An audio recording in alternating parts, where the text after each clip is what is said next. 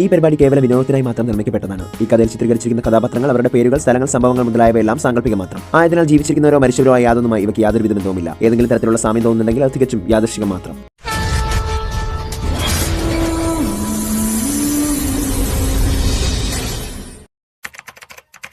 അതെ, മേഘ തന്നെ, മത്സ്യറാണിമാരുടെ എല്ലാം റാണി, മഹാമത്സ്യറാണി മേഘ. ഇന്നിതാ നിന്നെ രക്ഷിക്കാനായി വന്നതാണ് ഞാൻ. എന്റെ സ്വന്തം മകളെ രക്ഷിക്കാനായി വന്നില്ലെങ്കിൽ ഞാൻ പിന്നെ ആരെയാണ് രക്ഷിക്കേണ്ടത്? പോലീസ് സ്റ്റേഷനിലെത്തിയ പ്രതയെ ജയിലിലടച്ചു. കരഞ്ഞു കലങ്ങിയ കണ്ണുകളുമായി എന്താണ് നടന്നതെന്നറിയാതെ അവൾ ആകെ ആശയക്കുഴപ്പത്തിലായിരുന്നു. അപ്പോൾ അവൾക്ക് മുന്നിൽ ഒരാൾ വന്നു. മറ്റാരുമല്ലായിരുന്നു, ഋഷിയായിരുന്നു അത്. ജയിലിന്റെ അഴിയറയ്ക്കുള്ളിൽ നിൽക്കുന്ന പ്രതയെ കണ്ടപ്പോൾ ഋഷിക്ക് നന്നേ വിഷമം തോന്നി. പക്ഷേ CCTVയിലൂടെ കണ്ട ദൃശ്യങ്ങൾ ഒന്നുകൂടി ഓർത്തപ്പോൾ അതിനിരട്ടിയായി ഋഷിക്ക് അവളോട് ദേഷ്യവും തോന്നി.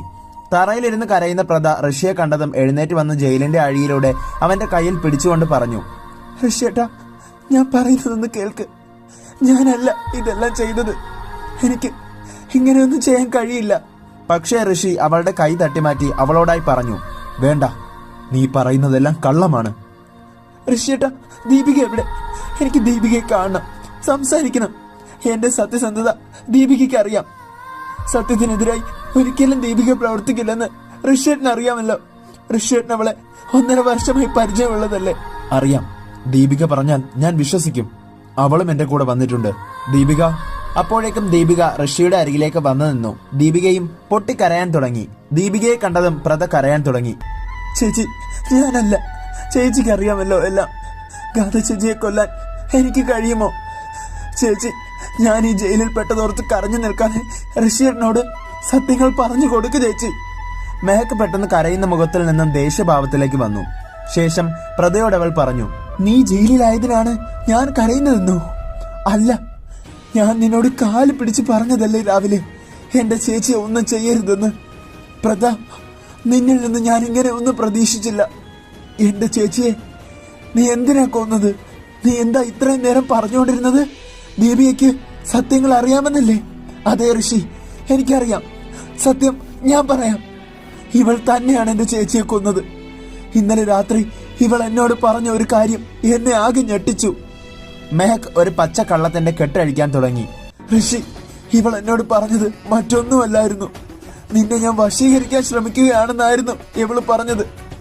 നിന്നിൽ നിന്ന് ഞാൻ അകലം പാലിക്കണമെന്നും ഗുജറാൾ വീട്ടിൽ നിന്ന് ഞാൻ പോകണമെന്നും ഇവൾ എന്നോട് പറഞ്ഞു. ഞാൻ ഒന്നും ചെയ്തില്ലെന്നും ഇതെല്ലാം തെറ്റിദ്ധാരണകളാണെന്നും ഞാൻ ഇവളെ പറഞ്ഞ് മനസ്സിലാക്കാൻ ഒരുപാട് ശ്രമിച്ചു.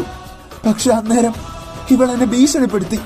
ഇനി ഒരിക്കൽ കൂടി ഋഷിയുടെ അടുത്ത് ഞാൻ നിൽക്കുന്നത് കണ്ടാൽ അതോടെ എന്റെ ചേച്ചി ഗാഥയെയും അവളുടെ ഭർത്താവ് അർജുനെയും കൊല്ലുമെന്നായിരുന്നു അവളുടെ ഭീഷണി. ഞാൻ ഒന്നും ചെയ്തിട്ടില്ലെന്ന് ഇവളോട് എത്ര പറഞ്ഞിട്ട് ഇവൾ എന്നെ മനസ്സിലാക്കിയില്ല. ഇന്ന് രാവിലെ ഞാൻ നിന്നോട് സംസാരിക്കാനായി വന്നത് നിനക്ക് ഓർമ്മയുണ്ടോ? നിന്നോട് ഞാൻ പറഞ്ഞില്ലേ ഞാൻ ഇവിടുന്ന് തിരിച്ചു പോവുകയാണെന്ന്? അതിവൾ കണ്ടു. അതോടെ ഞാനും നീയും തമ്മിൽ തെറ്റായ ബന്ധമാണെന്ന് ഇവൾ ഉറപ്പിച്ചു. അതിനുശേഷമായിരിക്കും എന്റെ ചേച്ചി ഇവൾ കൊന്നത്. ഋഷി, ഇവളെ ഞാൻ എന്റെ സ്വന്തം സഹോദരിയെ പോലെയാ കണ്ടത്. പക്ഷെ ഇവൾ എന്നോട് ചെയ്തതോ? ഇവൾക്ക് ഭ്രാന്താണ് ഋഷി. ഇത്രയും പറഞ്ഞ് മെഹക് അവിടെ നിന്നും കരഞ്ഞുകൊണ്ട് പോകാൻ തുടങ്ങി. തന്റെ സ്വന്തം സഹോദരി പറയുന്ന കള്ളങ്ങൾ കേട്ട പ്രത ആകെ സ്തംഭിച്ചു പോയി. അവളുടെ ഉള്ളിൽ അന്നേരം പറയാനായി ഒന്നും ഉണ്ടായിരുന്നില്ല. പോകാൻ തുടങ്ങിയ മെഹക്കിന്റെ കയ്യിൽ പിടിച്ചുകൊണ്ട് ഋഷി പറഞ്ഞു, നിൽക്ക് ദീപിക, നീ പറഞ്ഞത് ശരിയാണ്. ഇവൾക്ക് ഭ്രാന്താണ്. ഞാൻ ഇവളെ ഒരുപാട് സ്നേഹിച്ചതാണ്. പക്ഷെ ഇവൾ എന്നോട് ചെയ്തതോ? ഇവൾക്കുള്ള ശിക്ഷ കോടതി വിധിക്കുമായിരിക്കാം. പക്ഷെ അതിനു മുൻപ് എനിക്ക് ഇവൾക്കുള്ള ശിക്ഷ കൊടുക്കണം. ഇത്രയും പറഞ്ഞ് ഋഷി തന്റെ പോക്കറ്റിൽ നിന്നും ഒരു കുഞ്ഞു പെട്ടിയെടുത്ത് അത് തുറന്ന് ഒരു താലിമാല എടുത്തു. ദീപിക, ഇത് ഞാൻ ഇവളുടെ താലിമാറ്റ പൂജയ്ക്ക് വേണ്ടി ഇന്ന് വാങ്ങിയതാണ്. പക്ഷെ ഇന്നതാ എനിക്ക് പറ്റിയ തെറ്റ് ഞാൻ തിരുത്തുന്നു. നിന്നെ വിവാഹം കഴിക്കാനിരുന്നതല്ലേ ഞാൻ. പക്ഷെ നിന്റെ നല്ല മനസ്സല്ലേ ഇവളെപ്പോൾ എഴുതിയെ എന്റെ ജീവിതത്തിൽ കൊണ്ടുവന്നത്. എന്നാൽ ആ തെറ്റ് ഞാനിതാ ഇന്ന് തിരുത്തുന്നു. ഇവളുടെ മുൻപിൽ വെച്ച് ഞാൻ നിന്നെ വിവാഹം കഴിക്കാൻ പോവുകയാണ്. നിന്റെ കഴുത്തിൽ താലി കെട്ടാൻ പോവുകയാണ്. ഇത്രയും പറഞ്ഞ് ഋഷി മെഹക്കിന്റെ കഴുത്തിലേക്ക് ആ താലി കെട്ടിക്കൊടുത്തു. ഇതെല്ലാം കണ്ട പ്രത ആകെ തളർന്ന അവസ്ഥയിൽ നിൽക്കുകയായിരുന്നു. കണ്ണുകൾ നിറഞ്ഞൊഴുകി പ്രത ജയിലിന്റെ അഴിയിൽ പിടിച്ചു നിന്നു. ഇത്രയും പറഞ്ഞ് ഋഷി അവിടെ നിന്ന് പോയി. ഇതേ സമയം മെഹക്ക് അവിടെ നിന്ന് പ്രതയെ നോക്കി ചിരിച്ചു. അന്നേരം കരഞ്ഞുകൊണ്ട് പ്രത ചോദിച്ചു, എന്തിനായിരുന്നു ചേച്ചി ഇതെല്ലാം? അപ്പോ ചേച്ചിയാണല്ലേ ഗാഥ ചേച്ചിയെ കൊന്നത്? അതേടി, ഞാനാ കൊന്നത്. എന്റെ ഉദ്ദേശങ്ങൾ പലതാണ്, നീ കേട്ടോ. ആ ഗാഥ മരിച്ചതോടെ ഞാൻ മത്സ്യറാണിയാകുമെന്നാണ് ഞാൻ കരുതിയത്.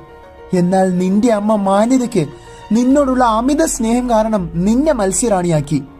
അതെനിക്ക് സഹിക്കാൻ കഴിയുന്നതിലും അപ്പുറമായിരുന്നു.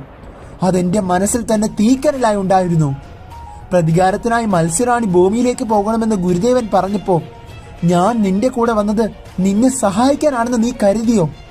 പ്രതികാരത്തിനിടയിൽ നിന്നെയും എങ്ങനെയെങ്കിലും കൊല്ലാൻ കൂടി തീരുമാനിച്ചായിരുന്നു ആ പുറപ്പാട്. എങ്കിലും എന്റെ മനസ്സിൽ നീ എന്റെ സ്വന്തം സഹോദരിയാണല്ലോ എന്ന തോന്നലുണ്ടായിരുന്നു.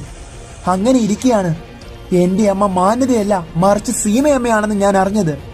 നീ എന്റെ അമ്മയുടെ സഹോദരിയുടെ മകളാണെന്ന് ഞാൻ തിരിച്ചറിഞ്ഞു. പിന്നെ ഞാൻ എന്തിന് ഇനി നിന്നെ വാഴ്ത്തിപ്പാടണം? അതിന്റെ ആവശ്യം ഇനിയില്ല. നിനക്കറിയാമല്ലോ, നാളെ ശുക്ലപക്ഷ പൗർണമിയാണ്. ശുക്ലപക്ഷ ദിനത്തിൽ മത്സ്യലോകം വിട്ടിറങ്ങുന്ന മത്സ്യകന്യക മനുഷ്യനായി മാറുകയും ചെയ്യും. നാളത്തോടെ നീ മനുഷ്യനായി മാറും. പിന്നീട് നിന്നെ ഞാൻ കൊലപ്പെടുത്തും. പിന്നെ ഈ ഞാൻ മത്സ്യറാണിയായി മാറും. ആ ഇന്ദ്രനീലം എനിക്ക് സ്വന്തം. മാത്രമല്ല, നിന്റെ ഭർത്താവായിരുന്ന ഋഷിയുമായി ഒരു ദിവസം ഞാൻ സ്വപ്നം കണ്ടതാ. അതും എനിക്ക് നിറവേറ്റണം. ഇത്രയും പറഞ്ഞ് പൊട്ടിച്ചിരിച്ച് മെഹക്ക് അവിടെ നിന്നും പോയി. മെഹക്ക് പറഞ്ഞത് കേട്ട പ്രദയ്ക്ക് സങ്കടം സഹിക്കാനായില്ല. പ്രദ ജയിലിനുള്ളിൽ ബോധം കെട്ട് വീണു.